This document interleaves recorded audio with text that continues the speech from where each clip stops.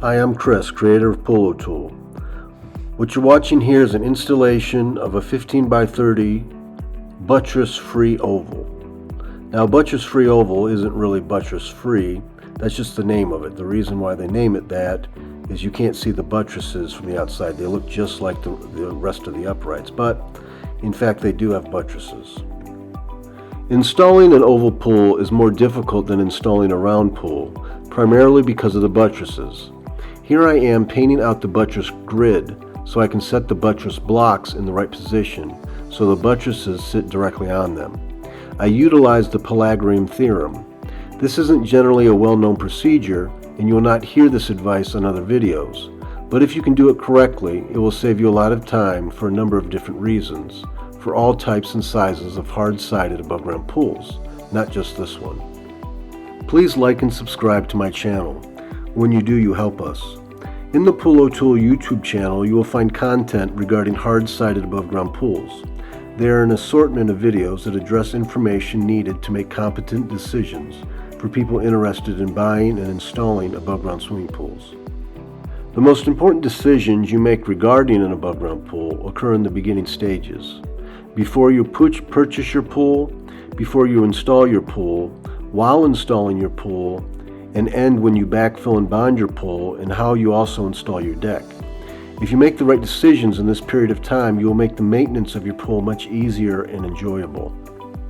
Please visit www.polotool.com to sign up for a free tutorial that discusses in detail these topics.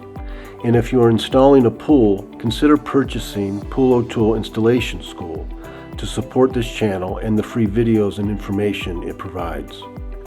The Polo Tool Installation School tutorial is comprised of written step-by-step instructions with illustrations and QR codes that connect directly to each corresponding step video. This makes it easy to use on site, and the best part, you can have the visual aid of each step video while also following along with written instruction. Our tutorial addresses all the specialized circumstances of pool installation, starting with the multiple options of site excavation in thorough detail. With the Polo Tool tutorial, you can have peace of mind knowing that we will guide you through the entire step-by-step process, ensuring that you are fully informed to design and install your pool oasis, saving you precious time and money. Oval pools are difficult even for professionals. Early in my business career, I had a difficult time installing them, and it almost cost me my business. And for this reason, it can be difficult to find a reliable and professional pool installer. This limits the number of installers that are out there because to find someone who has made this their sole source of income, they have to be able to install ovals. So many do it as a part-time gig and opt not to install ovals. So the economics of this oval pool problem keeps the price of installations high, and sometimes it is even difficult to find an installer. If you are interested in making above-ground pool installation your profession, please visit www.polotool.com for more information regarding my coaching program. You can gain years of experience through my personal instruction and comprehensive program that you can use immediately as a part-time gig and watch your business grow quickly through what I have learned about this lucrative niche market. Now here I am continuing to paint the buttress grid so I can install the buttress blocks in the right position. Again, I use the Pythagorean theorem to paint a mirror image of each side of the buttress grid perfectly squared to the centerline screwdrivers. In Polo Tool Installation School, I address this method in concise, easy to understand detail, with illustrations and QR code linked short videos for each step. This video is one of the dozens that I've collected that provide me with a dense amount of material to create my content. Each step video in the Polo Tool tutorial displays multiple cuts with different construction types and from multiple angles, showing you the best way of moving forward no matter the design. For example, there are 3 types of liners, and in the tutorial all 3 are addressed in concise detail. All you have to do is choose which one. Here we are utilizing the precisely painted buttress grid to dig out the buttress blocks. Notice I never used buttress track to paint the grid, where in that case you are simply taking an educated guess. Over my extensive career, I have found painting out the grid in this manner to work much better. so we do not have to drastically move the buttress blocks once they are installed to fit under the fully constructed buttress system, once you precisely square it to each other, shown later in this video. Once the buttress blocks are set at the correct depth, which vary according to a few different factors depending on the style of your buttresses, you must dig out the channels that the buttresses sit in, because part of the buttresses sit in the ground and parts sit above, with also plates attached that sit inside the pool itself. Now, the buttress systems vary drastically according to the style of the pool you have. In this instance, it is easiest to build much of the system and carry it in as we have done here. Most buttress systems cannot be approached this way.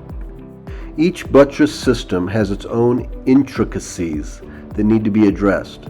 For most styles, the one driving force that make all oval pools so difficult to install is how the sand can collapse under the weight of the water into the crevices that lie under the plates. I've known installers to use ready-mix concrete to prevent this from happening, and even that is not sufficient. This is the issue. The directions suggest using crushed limestone to fill these crevices. Stuffing the buttress channels with limestone will not guarantee anything. Once the sand collapses, you either live with it or perform a liner change and try again. I do not need to use limestone, and neither does my brother, who also installs, as we have come up with a solution to this big problem. This solution that we came up with is something that all installers I know personally do for my advisement. Of course, this is not a secret I can give away for free, and it is not using a pool pad. A pool pad will protect the liner from tearing on part of the metal of the plates, but it will not stop the sand from collapsing and leaving big indentations in the sand. I assure you, no one is pleased when that happens.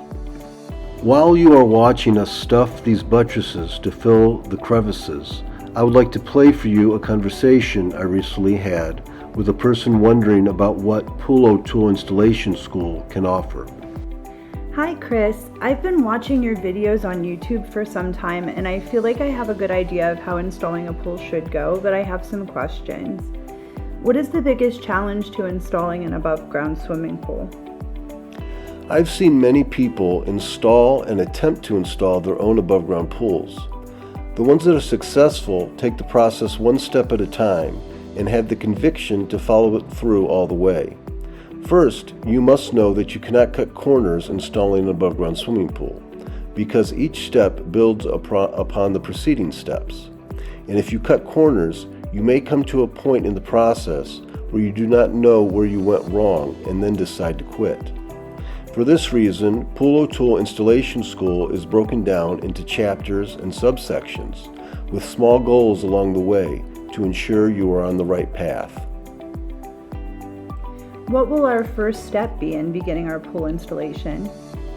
Well, once you have figured out the logistics, what pool to buy, what pump filter to buy, what size pool, the pool location, permits, underground utilities and the like, which Pool O'Toole does a great job addressing, the next step is deciding on how to excavate the installation site itself. How can Pool O'Toole Installation School help me with excavation? Pool O'Toole Installation School can first help you evaluate your installation site and decide whether you should hire a professional to excavate. For example, in Florida, soil composition is typically sandy and flat, in which case you may choose to excavate it by hand. Same if you are rebuilding a pool and using the old excavation site. In these cases, hiring a professional may be a waste of money. In other parts of the country, like Ohio, the ground may be more difficult to excavate, and hiring a professional may be a better option. The ground may be on a slope or near tree roots, or have a rocky soil composition. In all three cases, Pool O'Toole Installation School contain helpful tips and tricks that will save you a lot of time and headaches, especially if you hire a professional. Pool O'Toole has an easy-to-follow set of instructions for the excavators to follow that will reduce 50% of Chapter 1, eliminating the need for trucks and even wheelbarrows, and also many hand tools.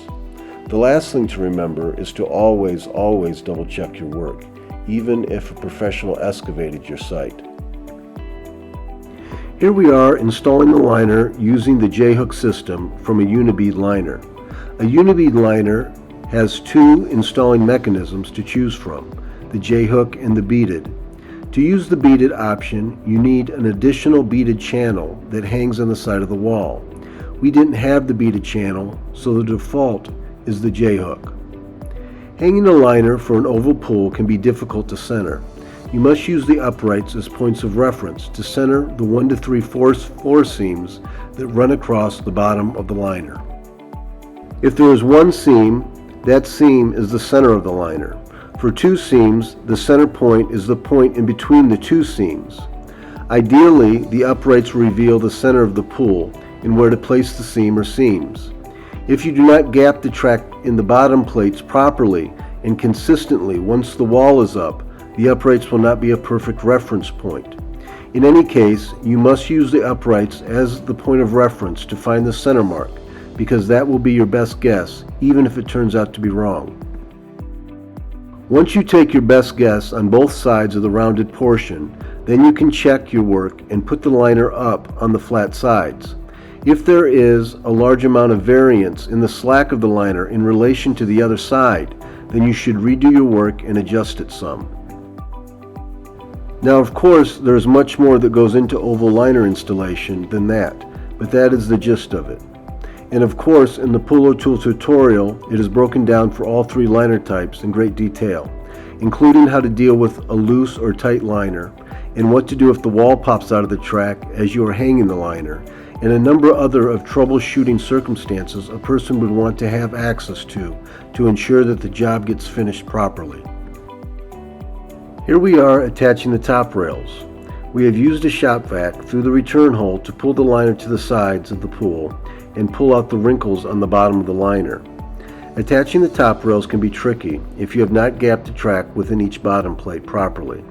It is generally safest when attaching top rails to put in the screws loosely all the way around first. Sometimes it takes some pulling and adjusting to make them all fit at the end. When they are all attached properly and you can ensure the top caps will cover the top rails properly, you can tighten up all the screws in the top rails. In conclusion, installing an oval pool can be difficult and frustrating even for professionals, but it can be done even for a novice. However, this video and the ones you find on YouTube are only a snapshot of what to expect. That is why it is prudent to obtain an in-depth tutorial to use on site, like from Pool O'Toole Installation School. Thank you for your support, and if you want more tips and tricks, please explore my free videos and website.